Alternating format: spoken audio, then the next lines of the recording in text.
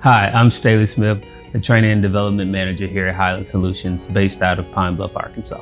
One of the primary challenges that we're having here at Highland Pellets is making sure that our workforce is trained and have the tools, the resources, and the knowledge and the leadership skills that they need in order to improve our workforce. Those individuals, because they were brought into apprenticeship, they understand that they have been vetted and they are ready to hit the ground running. They are on tracks, whether it be for 1 year, 2 years, or 3 years, and they will be able to help us in the immediate term, intermediate, and long term to be able to not only satisfy their current roles, but also be able to grow into other leadership positions throughout the organization.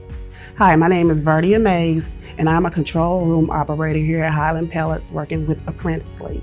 My experience with the team at Apprenticeship has been wonderful. I worked with Jenny Seals, and she stayed in touch with me on if I needed any help, if I had any questions, or who to contact if I had any issues. I have met some wonderful people over the last couple of months. I've got a lot of training with some really good coworkers. It's been a really nice experience. I recommend this apprenticeship to anybody. I've already recommended about 3 or 4 people, so I think that this is a wonderful opportunity.